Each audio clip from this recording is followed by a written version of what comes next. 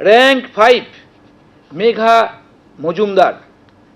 Serampore Ramesh Chandra girls high school Hooghly জেলা, প্রাপ্ত number 492।